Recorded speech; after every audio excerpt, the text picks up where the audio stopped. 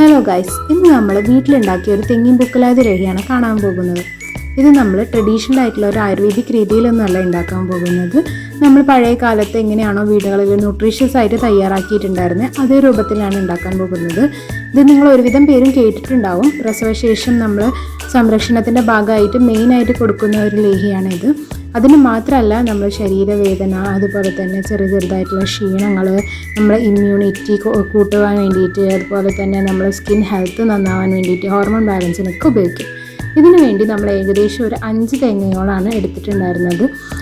എന്ന് വെച്ചാൽ ഏകദേശം ഒരു 10 മുറി തേങ്ങ എടുത്തിട്ടുണ്ട്. അതുപോലെ തന്നെ നമ്മൾ ചെറിയ ഉള്ളി, അതുപോലെ വെളുത്തുള്ളി. ഈ ചെറിയുള്ളി വെളുത്തുള്ളിയൊക്കെ ഇമ്മ്യൂണിറ്റി ബൂസ്റ്റിന് വളരെ നല്ലതാണ്. 1 കിലോനോളം നമ്മൾ ഏകദേശം ചെറിയ ഉള്ളി എടുത്തിട്ടുണ്ട്. അതുപോലെ തന്നെ വെളുത്തുള്ളി ഏകദേശം ഒരു 250 ഗ്രാമോളം വെളുത്തുള്ളി എടുത്തിട്ടുണ്ട്. നെക്സ്റ്റ് ഇൻഗ്രീഡിയൻറ്റ് എന്താണെന്ന് വെച്ചാൽ ഈന്തപ്പഴമാണ്. ഈന്തപ്പഴം നമ്മൾക്ക് എല്ലാവർക്കും അറിയാം, ലേഹ്യങ്ങളിലെല്ലാം ഒരു മുഖ്യ അതിഥിയാണ് നമ്മുടെ ഈന്തപ്പഴം എന്ന് പറയുന്നത്. ഈ ഈന്തപ്പഴം നമ്മളെ ബ്ലഡ് വർദ്ധിപ്പിക്കാനും, അതുപോലെ തന്നെ നമ്മുടെ സ്കിന്ന് ഹെൽത്തിനും, അതുപോലെ തന്നെ നമ്മളെ ഭയങ്കര ന്യൂട്രീഷ്യസ് ആയിട്ടുള്ളതാണ്. അതായത് നമുക്ക് ഇമ്മ്യൂണിറ്റി വർദ്ധിപ്പിക്കാനും ഒക്കെ ഹെൽപ്ഫുൾ ആയിട്ടുള്ളത് തന്നെയാണ് നമ്മുടെ ഈന്തപ്പഴം എന്ന് പറയുന്നത്.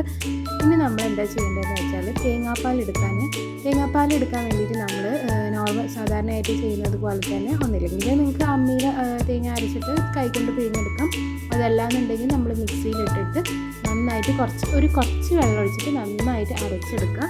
എന്നിട്ട് നമ്മൾ ഒന്നില്ലെങ്കിൽ കൈ വെച്ചോ അല്ലെങ്കിൽ ഒരു കോട്ടൺ ക്ലോത്ത് എടുത്തിട്ടോ എന്ത് ചെയ്യുക, തേങ്ങാപ്പാൽ പിഴിഞ്ഞെടുക്കുക. ഇവിടെ നമ്മൾ 1-ാം പാലും അതുപോലെ തന്നെ 2-ാം പാലും എടുക്കുന്നുണ്ട്. 1-ാം പാല് നമ്മൾ സാധാ പോലെ തേങ്ങ അടിച്ചെടുത്തിട്ട് പിഴിഞ്ഞെടുക്കുക.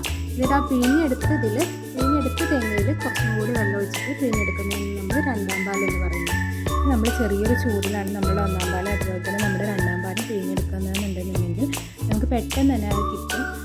അതുപോലെ തന്നെ നമ്മൾ ഈ 2-ാം പാൽ എന്തിനാണ് എടുത്ത് വെച്ചിട്ടുള്ളത് എന്ന് വെച്ചാൽ, നമ്മൾ ആദ്യം മാറ്റി വെച്ചിട്ടുണ്ടല്ലോ നമ്മുടെ ചെറിയുള്ളിയും വെളുത്തുള്ളിയും ഈന്തപ്പഴം അതുപോലെ തന്നെ തെങ്ങിൻ പൂക്കലയും, ഇതൊക്കെ വേവിച്ചെടുക്കാൻ വേണ്ടിയിട്ടാണ്. അതിനാദ്യം ഒരു കുക്കറിൽ നമ്മൾ ചെറിയുള്ളിയും നമ്മുടെ വെളുത്തുള്ളിയും അതുപോലെ തന്നെ നമ്മുടെ ഈന്തപ്പഴം കുരു കളഞ്ഞതും കൂടി ഇട്ടിട്ട് വേവിക്കാനായിട്ട് വെക്കുക. പിന്നെ നമ്മൾ വേറൊരു കുക്കറിൽ നമ്മുടെ എന്ത് ചെയ്യാം, തെങ്ങിൻ പൂക്കലയും പിന്നെ അതുപോലെ തന്നെ ബാക്കി വന്നിട്ടുള്ള തേങ്ങാപ്പാൽ പകുതി ഒഴിക്കണം. മറ്റേ വെളുത്തുള്ളിയും ചെറിയുള്ളിൻ്റെ ആ ഒരു ഈന്തപ്പഴത്തിൻ്റെ മിശ്രിതത്തിൽ കുറച്ചും അതുപോലെ തന്നെ ഈ ഒരു തെങ്ങിൻ പൂക്കലയുടെ മിക്സിൽ കുറച്ചും കൂടി ഇട്ടതിന് ശേഷം നമ്മൾ വേവിക്കാനായിട്ട് വയ്ക്കുക. തെങ്ങിൻ പൂക്കല വേവിക്കാൻ വെച്ച് കഴിഞ്ഞാൽ വീഡിയോ എടുക്കാൻ മറന്നു. എന്നാലും നമ്മൾ മിക്സിയിലിട്ടിട്ട് ഇതേപോലെ നല്ലൊരു പേസ്റ്റ് പരുവത്തിലാണ് അരച്ചെടുക്കുക. നല്ല പോലെ അരച്ചെടുക്കണം. അതായത് തെങ്ങിൻ പൂക്കലയുടെ മാത്രം പേസ്റ്റാണിത്. എന്നിട്ട് നമ്മൾ നന്നായിട്ട് തന്നെ അരച്ചെടുത്തതിന് ശേഷം നമ്മൾ എന്ത് ചെയ്യുക, അടുപ്പിൽ വേവിക്കാനായിട്ട് വെക്കുക. ഇത് നമ്മൾ എന്ത് ചെയ്യുക വെച്ചാൽ ഗ്യാസ് അടുപ്പിലും വെക്കാം, നമുക്ക് സാധാ അടുപ്പിലും വെക്കാം. നമ്മളിവിടെ സാധാ അടുപ്പിലാണ് വെച്ചിട്ടുള്ളത്. ഇനി നമ്മൾ ഏകദേശം ആ ഒരു വെള്ളം വറ്റുന്നവരെയും ഈ ഒരു തെങ്ങിൻ പൂക്കളിൻ്റെ ഈ ഒരു പേസ്റ്റ് നമ്മൾ എന്ത് ചെയ്യുക, ഇളക്കിക്കൊണ്ടേയിരിക്കുക. അത് നമ്മൾ നന്നായിട്ട് ഇളക്കണം. നമ്മൾ ഏകദേശം ഒരു വെള്ളം വറ്റി എന്നുള്ള ഒരു പാകം എത്തുമ്പോൾ വരെ നമ്മൾ ഇളക്കിക്കൊണ്ടേയിരിക്കണം. അതിനുശേഷം നമ്മൾ മറ്റേ കുക്കറിലായിട്ട് വേവിക്കാൻ വെച്ചിട്ടുള്ള നമ്മുടെ ഉള്ളിയും ഈന്തപ്പഴവും ഒക്കെ കൂടിയുള്ള ആ ഒരു മിശ്രിതം നമ്മൾ എന്ത് ചെയ്യുക, ഇതിലോട്ട് ഇട്ട് കൊടുക്കുക.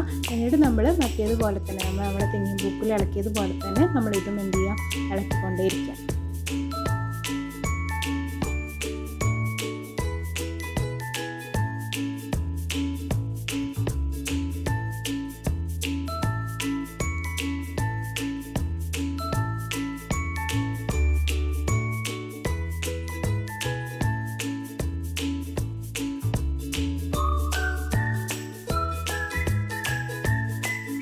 ഇനി നമ്മൾ ഏകദേശം ഒരു കുഴമ്പ് പരുവത്തിലാകുമ്പോൾ നമ്മൾ ആദ്യം എടുത്ത് വെച്ചിട്ടുള്ള നമ്മുടെ ഈ 1-ാം പാലുണ്ടല്ലോ, അത് നമ്മൾ ഇതിലോട്ട് എന്ത് ചെയ്യുക, ഒഴിച്ചു കൊടുക്കാം.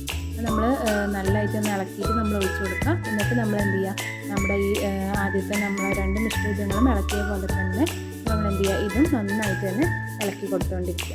നമ്മൾ നമ്മുടെ വീട്ടുകാർക്ക് മാത്രം കഴിക്കാൻ വേണ്ടിയിട്ടാണ് ഉണ്ടാക്കുന്നത്. നമ്മളെ വീട്ടിലുള്ളവർക്ക് മാത്രം കഴിക്കാൻ വേണ്ടി ഉണ്ടാക്കുന്നതുകൊണ്ട് കൈ കൊണ്ട് ഇങ്ങനെ വടിച്ചിട്ടിടുന്നത്. പിന്നെ വേറൊരു കാര്യം എന്താണെന്ന് വെച്ചാൽ, നമ്മൾ ഇതിലോട്ട് നിങ്ങൾക്ക് വേണമെന്നുണ്ടെങ്കിൽ ഈ നട്ട്സുകളുണ്ടല്ലോ, അണ്ടിപ്പരിപ്പ്, ബദാം, അതൊക്കെ പൊടിച്ച് വേണമെങ്കിലും ചേർക്കാം കേട്ടോ. അതൊക്കെ ചേർത്തിട്ട് വേണമെങ്കിലും ഇതുണ്ടാക്കാൻ പറ്റും.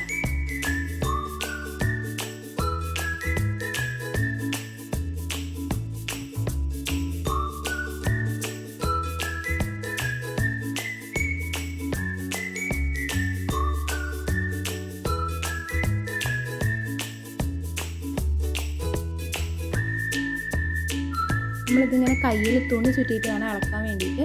അതെന്തിനാണ് അങ്ങനെ ചെയ്യുന്നതെന്ന് വെച്ചാൽ ഇതിങ്ങനെ നമ്മളിങ്ങനെ ഇതിൻ്റെ ഈ ഒരു ഇളക്കുന്ന സമയത്ത് ഇതിലിങ്ങനെ തെറിക്കും.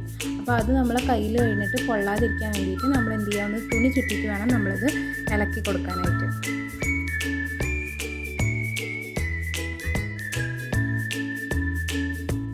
ഇനി നമ്മൾ എന്താ ചെയ്യേണ്ടതെന്ന് വെച്ചാൽ നമ്മൾ കുറച്ച് ശർക്കര എടുത്തിട്ട് പാനി ഉണ്ടാക്കുക. എന്നിട്ട് ആ ഒരു 2-3 ശർക്കര എടുക്കുക. നമുക്ക് എത്ര വേണമെങ്കിലും നമ്മൾ ആവശ്യത്തിന് മധുരത്തിനനുസരിച്ചിട്ടുള്ള ശർക്കര എടുക്കുക.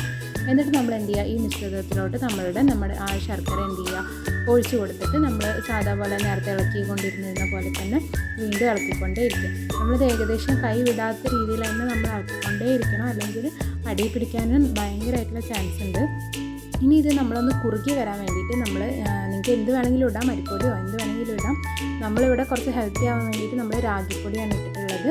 നമ്മൾ കുറച്ച് രാഗിപ്പൊടി ഇട്ടിട്ട് നമ്മൾ എന്ത് ചെയ്യുക, ഇത് ഇളക്കിക്കൊണ്ടേ ഇരിക്കുക.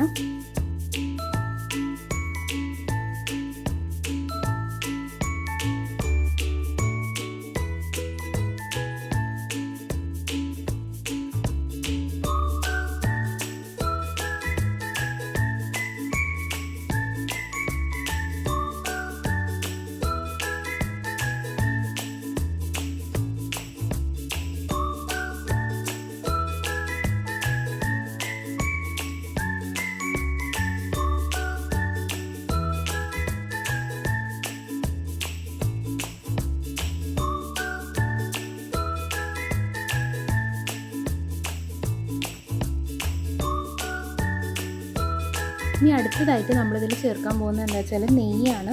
ഈ നെയ്യ് നമുക്ക് ആവശ്യത്തിന് പാകത്തിനനുസരിച്ചിട്ടുള്ള നെയ്യ് തന്നെ ഒഴിച്ച് കൊടുക്കാം. നമുക്ക് എത്ര വേണമെങ്കിലും ഒഴിക്കാം. നമുക്ക് എത്രയാണോ ഉള്ളതെന്ന് വെച്ചാൽ ഏകദേശം ഒരു 3-4-5 സ്പൂൺ അങ്ങനത്തെ ഒരു രീതിയിൽ നമ്മൾ ആവശ്യത്തിനനുസരിച്ചിട്ട് നെയ്യ് ഒഴിക്കുക. ഇനി ഒരു 6-7 സ്പൂൺ ആയാലും കുഴപ്പമില്ല.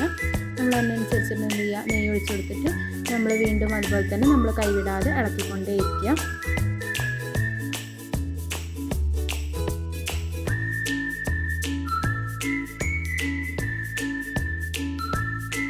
നമ്മൾ ഇളക്കി വരുമ്പോൾ ഏകദേശം ഈ ഒരു രൂപത്തിൽ നമുക്ക് കിട്ടും. ഇതല്ല നമ്മുടെ ലേഹ്യപരുവം. ഇനിയും നമ്മൾ ഇളക്കിക്കൊണ്ടേ ഇരിക്കണം. നമ്മൾ ഏകദേശം കൈ ഇടാതെ നമ്മളിതൊരു ഏകദേശം ഒരു 3-4 മണിക്കൂർ നമ്മൾ പ്രിപ്പയർ ചെയ്യാൻ വേണ്ടിയിട്ട് എടുത്തു.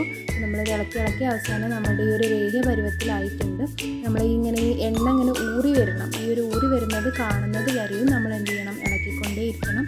നമ്മൾ കയ്യിൽ ഇങ്ങനെ എടുത്ത് നോക്കുകയാണെങ്കിൽ ഏകദേശം ഒരു നൂൽ പരുവമായിട്ട് നമുക്ക് തോന്നാൻ പറ്റും.